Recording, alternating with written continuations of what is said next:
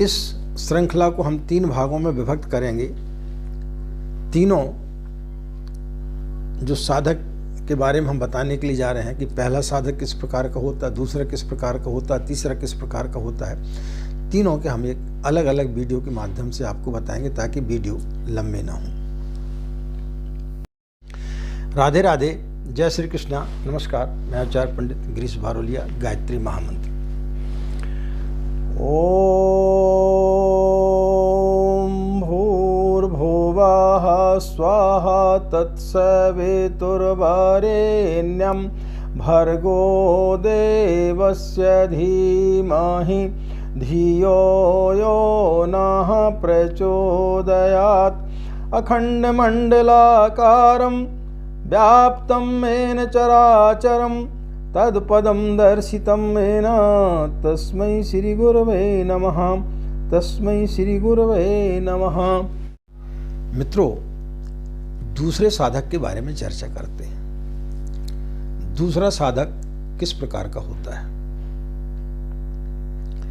पहले साधक के बारे में हमने बताया। दूसरा साधक विचारशील होता है, वो तर्क करता है, वो पहले सोचता है कि मैं ऐसा करूंगा तो होगा कि नहीं होगा। तो दूसरे साधक के बारे में हम आपको बताएं, उसके पहले एक प्रसंग के माध्यम से हम अपनी बात से आपको समझाने का प्रयास करेंगे, क्योंकि प्रसंगों के माध्यम से व्यक्ति को बात बड़े जल्दी समझ में आती है। जब द्वितीय विश्व युद्ध हुआ तो उस समय सेना में लोगों को भर्ती के लिए आमंत्रण मिला। बहुत भारी संख्या में लोगों की आवश्यकता थी, तो बगैर किसी क्वालिफिकेशन देखे हुए लोगों को भर्ती कर लिया जा रहा था। उसी में एक विचारक भी पहुंच गया। जब पहले दिन सुबह सुबह उनके प्रधान ने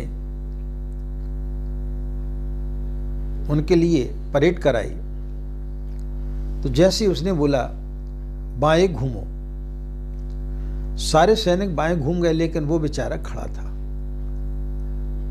तो उस प्रधान को बड़ा आश्चर्य हुआ। उसने बोला, भाई आपने सुना नहीं कि बाएं घूमना है? तो उसने बोला, नहीं, पहले मुझे सोचना पड़ेगा कि मुझे बाएं घूमना चाहिए या नहीं घूमना चाहिए। आपके कह देने मात्र से मैं बाएं कैसे घूम जाऊं? पहले मैं विचार करूंगा और जब मुझे समझ में आएगा तब फिर मैं घूमूंगा। 2-3 दिन के बाद में उस प्रधान को समझ में आया कि ये व्यक्ति इस काम के लायक नहीं है, क्योंकि उसने अपने जीवन में पहली बार इस प्रकार का कोई व्यक्ति देखा कि फौज में कोई व्यक्ति से कोई चीज बोली जाए और वो अनुशासन का पालन न करे। लेकिन लोगों की आवश्यकता थी, उसे निकालना भी उचित नहीं था। तब उन्होंने उसे एक दूसरे काम में लगा दिया। किस काम में लगाया? कि जो सेना के जो सिपाही थे, जो सैनिक थे, उनके लिए जो खाना बनता था, भोजनालय था, उसमें उसकी ड्यूटी लगा दी। और उस प्रधान ने बोला कि इस थाली में बड़े और छोटे मटर के दाने हैं, तुम इन्हें दूसरी थाली में बड़े मटर अलग कर लो और छोटे मटर अलग छांट करके रखो। अब 1 घंटे के पश्चात में जब वो प्रधान वहां पर आया तो वह देखता है कि वो व्यक्ति सिर पर हाथ रखे हुए बैठा है, मटर ज्यों के त्यों रखे हुए हैं। तो उस प्रधान ने पूछा कि भाई मैं तुमको बोल करके गया था कि मटर अलग अलग छांटना है, बड़े मटर अलग करना है, छोटे मटर अलग करना है। तो उस व्यक्ति ने उस प्रधान से बोला कि आपने मुझे बड़ी मुसीबत में डाल दिया। बोले, किस प्रकार की मुसीबत में भाई? बोले, आपने ये तो बता दिया कि बड़े मटर को अलग करना, छोटे मटर को अलग करना, लेकिन ये मजहूल मटर का मैं क्या करूं? अब मैं तब से यही सोच रहा हूं कि छोटे और बड़े मटर को अलग करूं, लेकिन ये मजहूल मटर का मैं क्या करूं? आपने बड़ी मुसीबत में मुझे डाल दिया। तो मित्रों, ये सब विडंबना हम सभी के साथ में है। ये दूसरे प्रकार के साधकों की श्रेणी होती है। ये दूसरे प्रकार के साधक कैसे होते हैं कि ये कहीं किसी का प्रवचन सुन लेते हैं या किसी का वीडियो सुन लिया और उसमें उन्होंने सुन लिया कि गायत्री मंत्र की साधना करना चाहिए। आनन फानन में फोन लगा लेते हैं और फिर जैसे उनको बताया जाता है कि हाँ ठीक है, आप गायत्री साधना कर लीजिए, फिर वो चिंतन मनन में लग जाते हैं। एक ही व्यक्ति पर उनको आस्था नहीं होती है, फिर वो और भी YouTube चैनल पर और भी वीडियो सुनते हैं। तो जो हमने बताया है जरूर नहीं है कि वही चीज दूसरा व्यक्ति भी बताए। तो बड़े पेशो पेश में पड़ जाते हैं कि यार आचार्य जी ने तो हमें ऐसा बताया था, लेकिन इसमें तो कुछ अलग ही बताया जा रहा है, कहीं धोखा तो नहीं हो रहा हमारे साथ में। तो वो बेचारी करते रहते हैं और वो साधना के पथ पर नहीं जा पाते हैं। इतने कंफ्यूज रहते हैं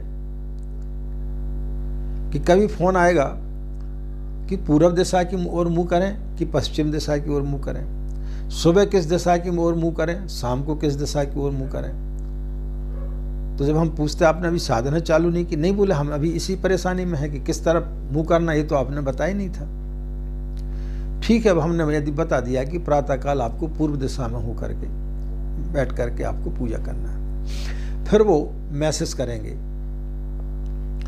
कि सुबह सुबह इस समय ठंड बहुत है, बगैर स्नान किए हम पूजा स्थली पर बैठ करके पूजा कर सकते हैं। अब हमने यदि बोल दिया नहीं कर सकते, तो फिर वो करेंगे कि फिर कैसे साधना करना है। अब उनको दूसरी साधना बता दो तो फिर वो उसके बारे में चिंतन करने लगते हैं कि ऐसा करें या नहीं करें। इसी में कई महीने उनके निकल जाते हैं। कई दिन तक वो इसी प्रकार की चीजें सोचते रहते हैं कि दीपक जलाएंगे तो कहीं बुझ ना जाए। पहले हम हनुमान जी की आराधना करते थे, अब यदि गायत्री की आराधना करेंगे तो हनुमान जी तो नाराज नहीं हो जाएंगे। इसके पहले हम शिव की आराधना करते थे, तो अब यदि हम गायत्री की आराधना करेंगे तो भगवान शिव तो नाराज नहीं हो जाएंगे। दुर्गा जी की आराधना करते थे, तो अब यदि गायत्री की आराधना करेंगे तो शिव जी दुर्गा जी तो नाराज नहीं हो जाएंगी। यानी कई प्रकार की भ्रांतियां उनके मन में भरी पड़ी रहती हैं और वो आगे बढ़ ही नहीं पाते हैं। वो जहां थे वहीं वहीं रुके हुए हैं कि इस साधना को हम करें या ना करें। ये कुछ बोल रहे हैं, दूसरे लोग कुछ बोल रहे हैं, तीसरे लोग कुछ बोल रहे हैं, अब हम करें तो क्या करें। वो इसी विचार में लटके रहते हैं।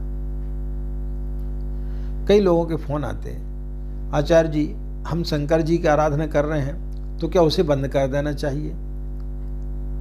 यदि हम गायत्री की आराधना करेंगे और शंकर जी की भी करेंगे तो क्या गायत्री माता नाराज तो नहीं हो जाएंगी? उसी पेशोपस में पड़े रहते हैं। ईश्वर किसी के ऊपर नाराज क्यों होगा? आपके घर में आपके 2 पुत्र हैं, दोनों पुत्रों को आप समान रूप से प्रेम करते हैं, वो किसी को कोई ईर्ष्या थोड़ी होती है। जब व्यक्तियों में ईर्ष्या नहीं होती तो भगवान में ईर्ष्या क्यों होगी कि तुमने हमारा मंत्र का जाप किया तो तुमने जो है शिव के मंत्र का जाप क्यों किया?